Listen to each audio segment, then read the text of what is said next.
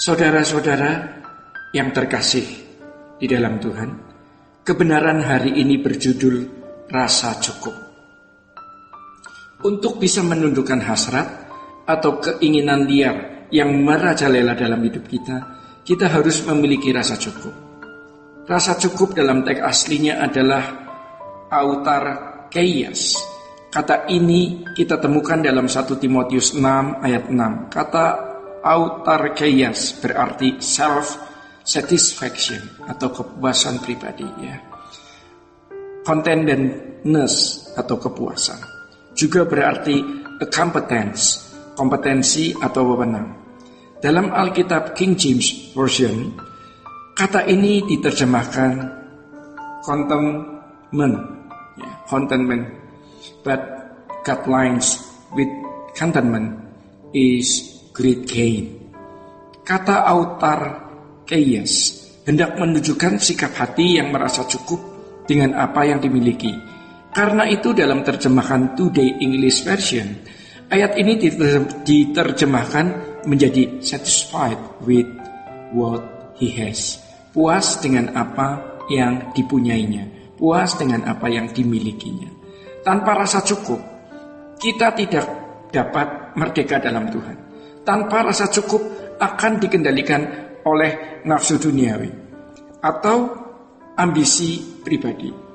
Rasa tidak cukup merupakan irama yang dimiliki hampir semua orang yang membuat mereka terikat dan mencintai dunia ini.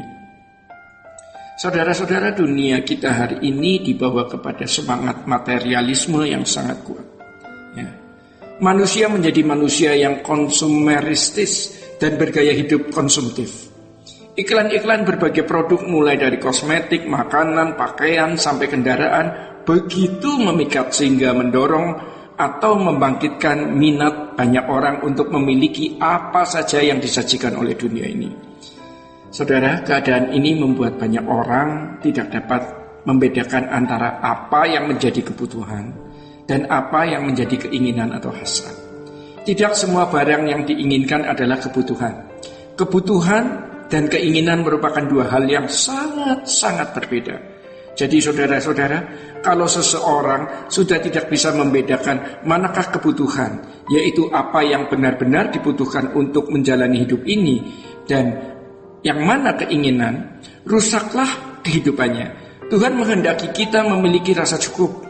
Oleh karena itu, di dalam 1 Timotius 6 ayat 8 dikatakan, asal ada makanan dan pakaian cukuplah. Maksud ayat ini adalah adanya hal penting yang membuat seseorang dapat menjalani hidup ini. Bertalian dengan hal ini, saudara-saudara, Tuhan Yesus mengajarkan agar kita mengucapkan doa Bapa kami, ya, yang perkataannya seperti ini. Berikanlah kami pada hari ini makanan kami yang secukupnya. Rasa cukup memang relatif. Cukupnya seseorang berbeda dengan orang lain.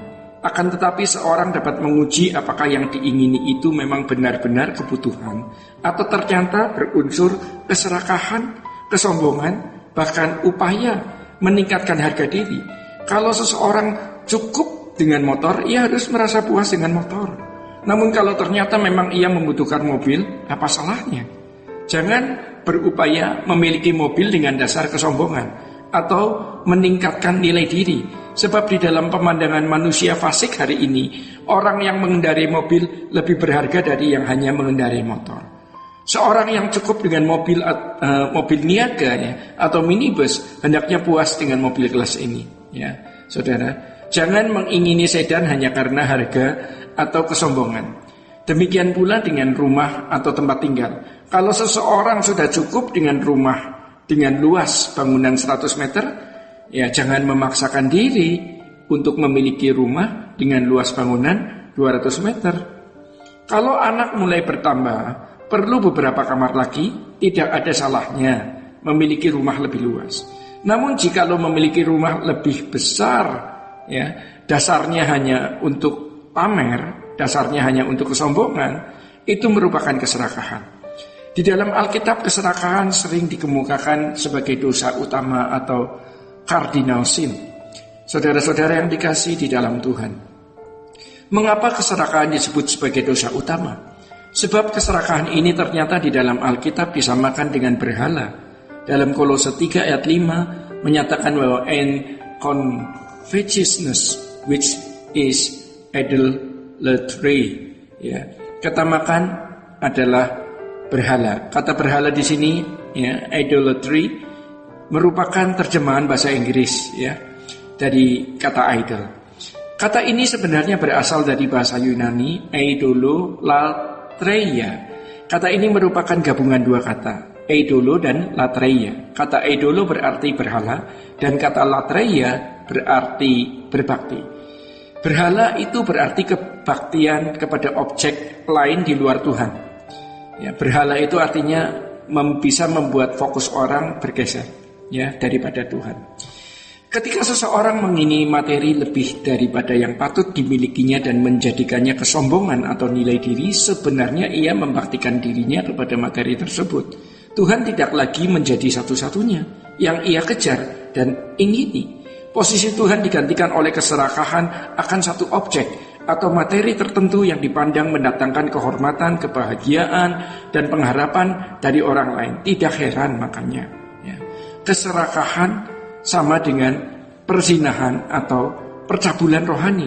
Tuhan menentang hal ini dengan hukum pertamanya, ya, yang berbicara seperti ini. Jangan ada padamu Allah lain di hadapanku.